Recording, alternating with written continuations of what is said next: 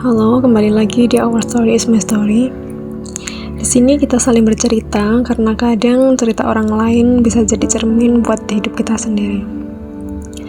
Hari ini aku mau ajak kamu buat duduk sebentar, dengerin cerita ini dan bisa jadi ini juga tentang kamu. Dulu, aku sering ngerasa insecure. Sering bandingin diri sendiri sama orang lain. Ngebandingin penampilan, kemampuan, bahkan cara mereka ngomong dan bersikap. Rasanya gak pernah cukup.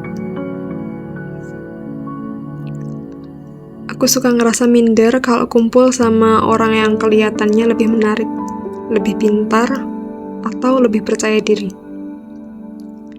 Sampai-sampai aku sering menilai diriku sendiri terlalu keras. Seolah-olah semua orang lebih baik, dan aku cuma kebetulan ada di situ. Tapi lama-lama aku sadar, cara pandang itu bikin capek banget. Karena seberapapun aku bandingin, aku gak akan pernah jadi mereka. Dan mereka pun gak akan pernah jadi aku. Sekarang aku belajar untuk mikir lebih sederhana. Setiap orang punya kelebihan masing-masing. Kalau aku belum sebaik orang lain, ya bukan berarti aku kalah. Mungkin aku cuma perlu waktu buat tumbuh. Kalau soal penampilan, aku belajar buat tampil rapi dan enak dilihat. Bukan harus cantik atau ganteng, tapi good looking. Karena good looking itu bisa diusahain. Dengan pakaian yang pantas, wangi, bersih, dan merawat diri.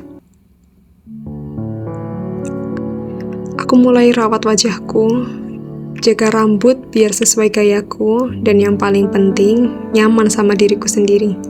Biar nggak cuma bagus di luar, tapi juga tenang di dalam.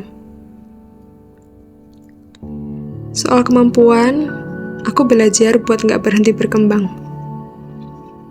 Baca buku, nonton video orang hebat, ikut kelas atau seminar, atau apapun yang bisa nambah ilmu dan wawasan. Dan setiap kali belajar, aku coba kosongin kepala dulu, biar bisa benar-benar nerima hal baru tanpa rasa sok tahu. Dari situ aku sadar, insecure itu cuma tanda kalau aku belum cukup mengenal dan menghargai diriku sendiri. Kalau aku mau keluar dari perasaan itu, aku harus mulai meningkatkan value diriku. Bukan malah terus ngebandingin. Sekarang aku gak lagi takut berada di sekitar orang-orang hebat. Aku gak perlu ngerasa terbanting karena aku tahu aku juga punya nilai dan kelebihan sendiri. Aku memang gak bisa jadi mereka. Tapi mungkin aku punya hal-hal yang mereka gak punya.